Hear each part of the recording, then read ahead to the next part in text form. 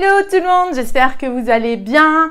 Bon, ok, je sais, l'actualité n'est pas hyper motivante, mais nous ici sur cette chaîne, on va se motiver tout le mois d'avril. Donc cette semaine, on va coudre la pochette maquillage de mon premier livre. Je vais essayer aussi de goupiller ça avec le défi froufrou de l'agenda Couture Feel Good. Vous êtes prêts? Allez hop, c'est parti! On se retrouve donc pour coudre la trousse à maquillage de mon premier livre. J'ai prévu une version dans les tons bleus avec un froufrou et j'ai prévu une autre version avec de jolies franges, histoire d'accentuer le côté bohème. Je vais débuter par la version classique. Donc là, j'ai pris mes cotons extérieurs que je vais épingler envers contre endroit sur ma suédine. Donc là, j'épingle tout du long et je fais ça pour la face avant et la face dos.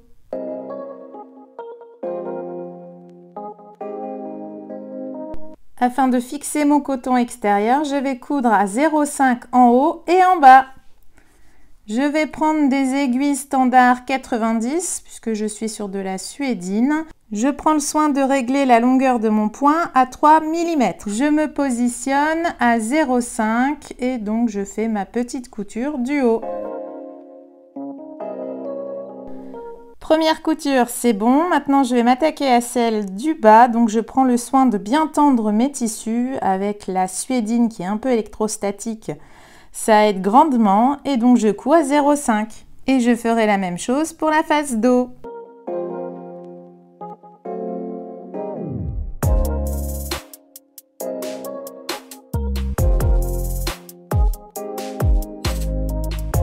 Nous arrivons à l'étape 2 du livre. Donc là, j'ai pris soin de marquer mes lignes repères à 12 cm du haut sur la face avant et sur la face dos. Ensuite, je me suis occupée de mes bandes de simili-cuir où là, j'ai tracé mes lignes à 1 cm des bords. Nous allons par la suite les replier vers l'intérieur pour cacher les effilochures. Pour plus de facilité, je vais utiliser un scotch double face. Donc, je vais coller une première bande sur l'envers de ma bande de simili. J'applique donc mon scotch juste au-dessus de ma ligne repère.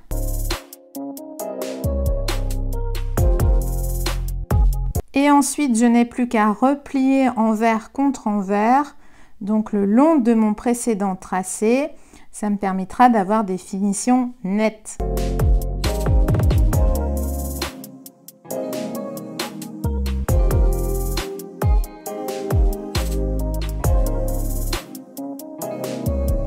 Une fois que mes deux longueurs sont scotchées, je n'aurai plus en fait qu'à suivre mon précédent tracé sur le coton. J'épinglerai ma bande de simili et je n'aurai plus qu'à coudre à 1 mm des bords. Mais pour ce tuto vidéo, j'ai plutôt opté pour mettre des franges. Donc là, l'idée, c'est que je vais mettre des franges de chaque côté de ma bande de simili. Et donc, quand je regarde, en fait, l'avantage, c'est que mes franges, en termes de hauteur, elles représentent à peu près 1 cm. Donc, je vais épingler endroit contre endroit mes franges de chaque côté.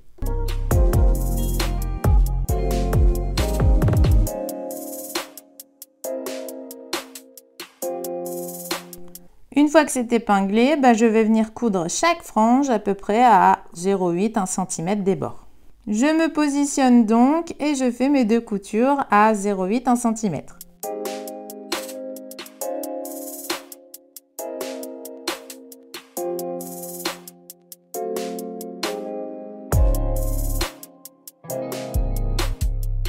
Donc voilà, et l'idée ici, c'est qu'on va replier le simili sur lui-même pour laisser apparaître uniquement que les petites franges. Donc là, en fait, je vais utiliser, comme pour tout à l'heure, je vais utiliser un scotch double face que je vais mettre sur chacun des bords pour m'aider dans mes prochaines coutures.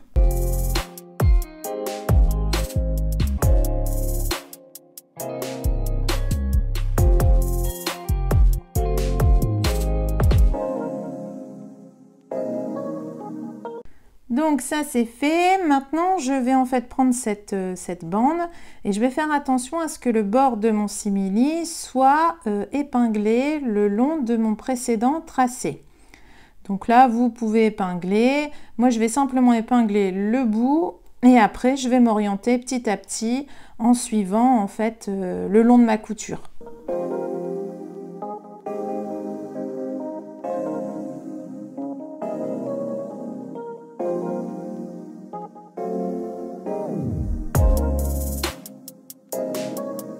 Maintenant, il me reste juste un petit galon à mettre au milieu et là, je vais essayer de réfléchir. L'idée de ce tuto, c'est aussi de vous montrer que vous pouvez créer vos propres galons en fait, avec ce que vous avez en stock. Souvent, on achète des galons d'esprit bohème indien, alors qu'on peut parfaitement le faire et le fabriquer nous-mêmes. Donc là, le temps que la créativité se mette en route, je réfléchis à ce que je peux faire. Bon, finalement, j'ai choisi l'option biais replié et je vais faire un point décoratif sur le biais. Donc, je suis allée passer un petit coup de fer sur mon biais pour que ça soit plus facile. J'ai choisi la couleur qui va bien. Et je vais d'abord coudre mon biais en fait comme n'importe quel ruban au milieu de ma bande pailletée.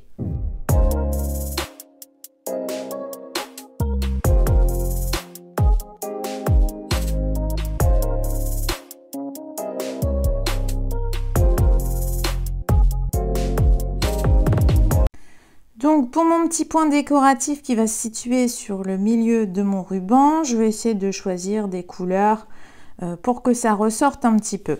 Donc avant de continuer, je vais quand même faire un petit test pour mesurer la largeur de mon point d'appliqué et voir le rendu sur une chute de biais.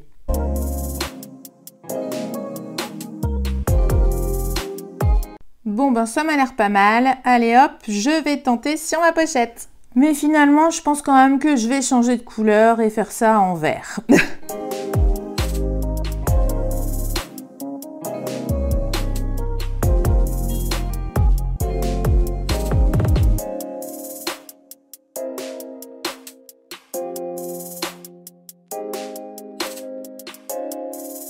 Allez hop, le devant c'est fait. Maintenant, je vais m'attaquer au dos de la pochette. Donc pour le dos, je vais mettre simplement une bande, vous voyez celle que j'avais repliée. Je vais l'épingler le long de mon tracé et je vais coudre à 1 mm de chaque bord.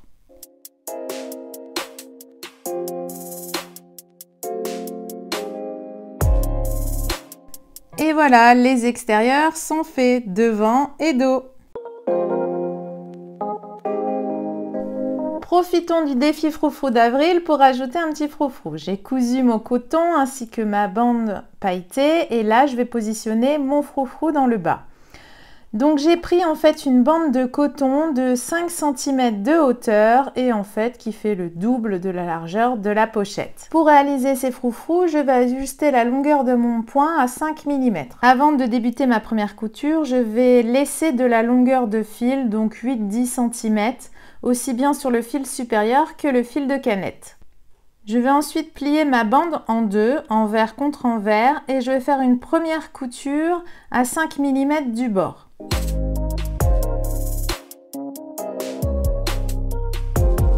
De même, à la fin de ma couture, je n'utilise pas mon coupe-fil et je garde de la longueur de fil, pareil, 8 à 10 cm.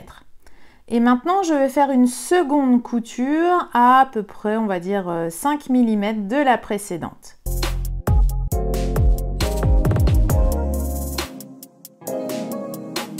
Je vais ensuite séparer mes fils supérieurs de mes fils de canette. Pour éviter que ça s'en mêle, je vais faire un petit nœud. Je vais les grouper deux par deux, de chaque côté.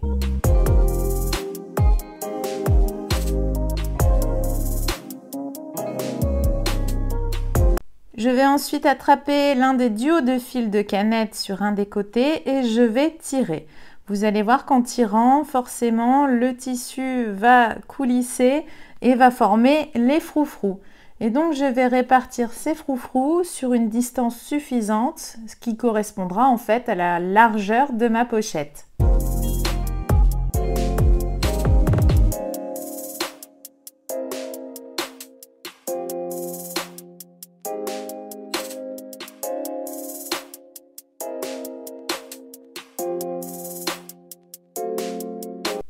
Donc maintenant, je vais prendre le soin de désentortiller tout ça pour former mon froufrou à la largeur de ma pochette. Donc je vais déjà épingler l'un des côtés, ça sera plus facile, ça sera maintenu. Et donc là, je vais tirer pour ajuster vraiment les froufrous à la largeur de ma pochette.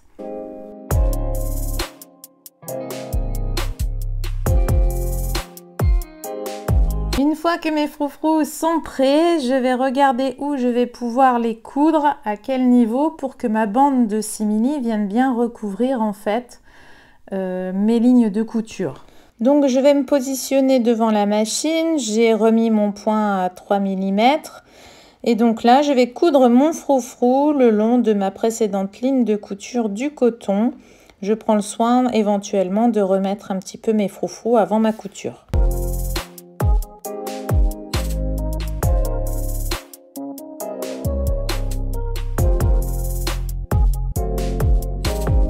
Donc voilà, mon froufrou est cousu. Là, je vais prendre le soin d'ôter tous mes fils qui m'ont servi pour faire les froufrous.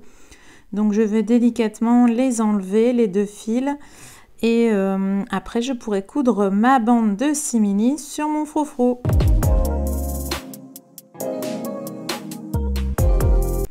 Je me positionne et je vais faire ma couture à 2 mm du bord de mon simili.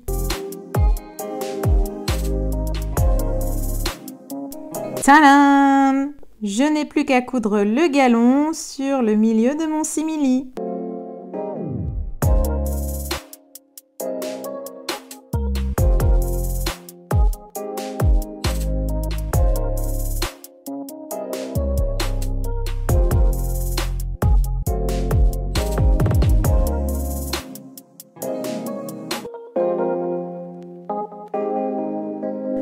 Nous arrivons à l'étape du zip, donc là dans un premier temps on va déjà ajuster la dimension de notre zip pour laisser 1 cm voire 1,5 cm de chaque côté. Je vais former mes coins de propreté du zip, donc là pour plus d'infos sur ce thème je vous renvoie à la vidéo spéciale, je vous la mets juste en haut à droite.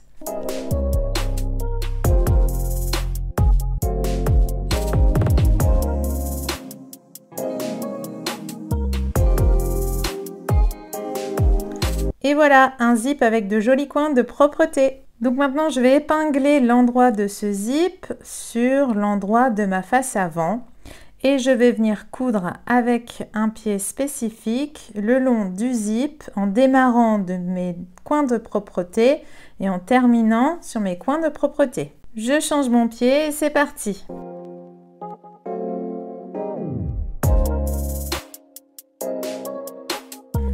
Je positionne ensuite ma doublure endroit contre l'endroit de l'extérieur et j'épingle le long du zip.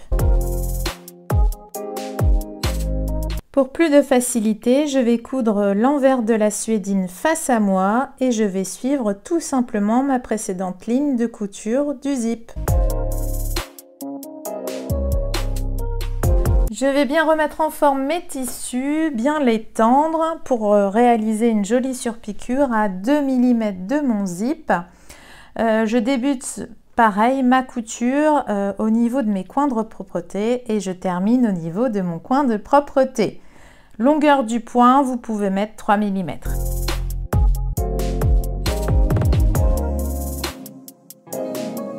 Et voilà, maintenant je fais la même chose de l'autre côté.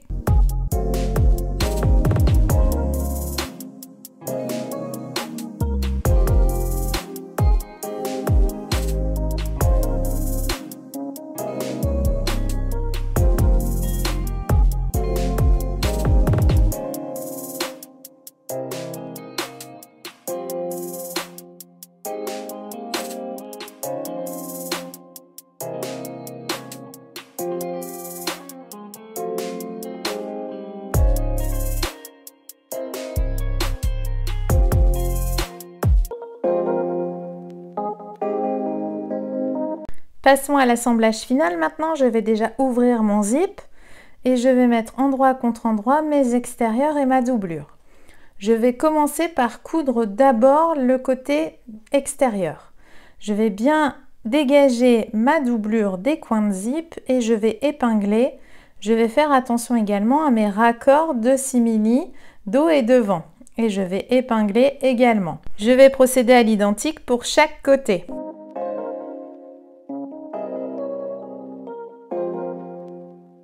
Je vais coudre à 1 cm des bords sur les côtés et le fond. C'est parti, je me positionne, je prends le soin d'écarter mes doublures. Je me mets à 2-3 mm de mes coins de zip et j'y vais tout doucement puisqu'il y a quand même un petit peu d'épaisseur. J'essaye d'aider ma machine un petit peu. Je tends mes tissus, je fais les coutures des côtés et du fond à 1 cm à peu près.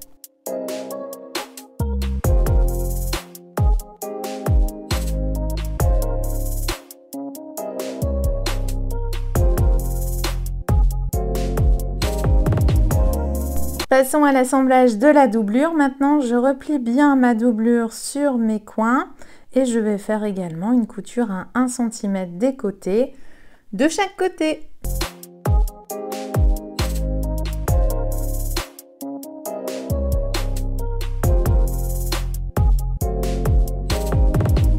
Pour la couture du fond de la doublure, je vais laisser une ouverture suffisante pour retourner ma pochette sur l'endroit.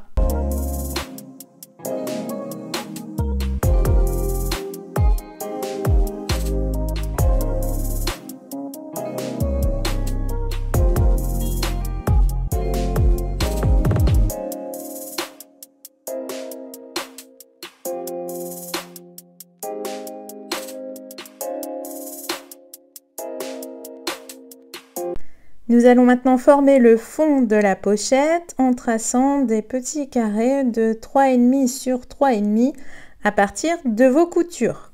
Je procède ainsi pour l'extérieur mais également pour la doublure.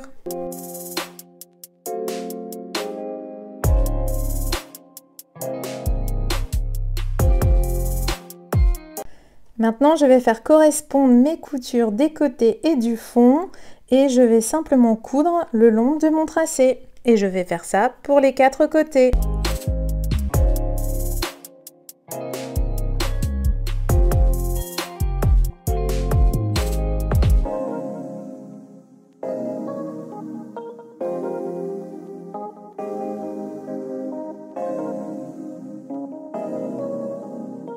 Maintenant, on retourne notre pochette sur l'endroit. On va bien reformer le fond.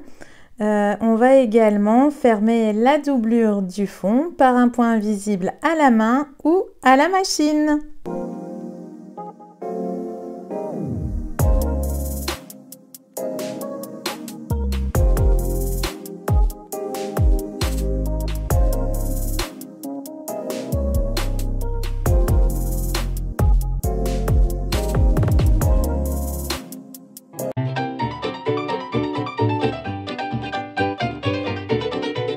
Voilà, j'espère que cette vidéo t'a plu. N'hésite pas, si tu as des questions, à me les poser directement en commentaire. J'ai hâte de voir vos jolies cousettes sur le groupe des By Jeannette. Je vous souhaite un excellent week-end de Pâques. Profitez bien, mettez des couleurs dans votre vie. Je vous embrasse et je vous dis à très vite pour une prochaine vidéo. Bye bye!